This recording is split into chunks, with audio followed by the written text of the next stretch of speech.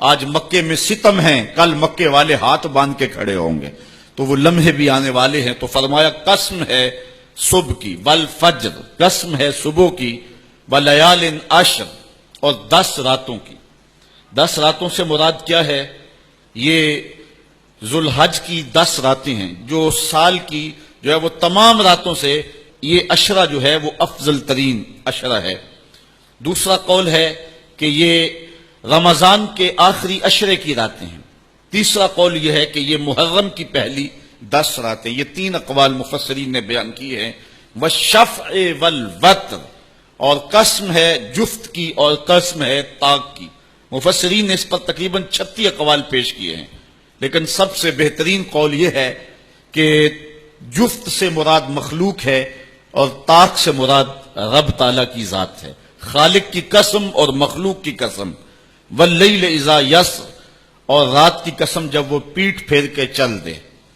یہ قسمیں 5 فرمائیں، اور اس کے بعد فرمایا حل فی ذالک قسم الذی حجر، کیوں اس میں عقل مند کے لیے قسم ہوئی؟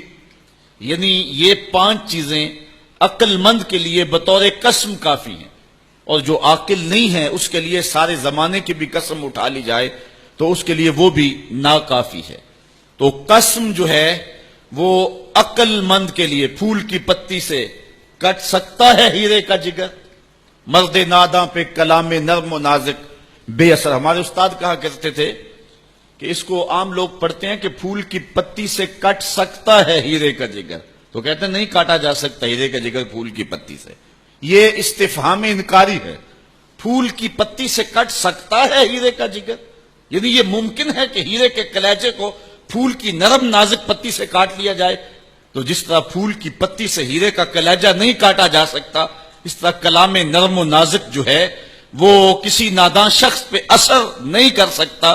تو اللہ تعالیٰ فرماتا ہے کہ یہ جو قسمیں ہیں یہ عقل مند لوگوں کے لیے جو ہیں وہ نافع ہیں، اور جو بے وقوف ہیں، جو حماقت کے مارے ہوئے ہیں، ان کے لیے اس میں کوئی فائدہ نہیں۔ اسی لیے کہا گیا یضل بہ کثیرا ویہدی بہ کثیرا، قرآن سے بہت سارے لوگ ہدایت پا جاتے ہیں اور بہت سارے لوگ قرآن سے گمراہ بھی ہو جاتے ہیں۔ اصل قصور ان کی اپنی عقول کا ہے اور اپنی بنجر زمین کا ہے۔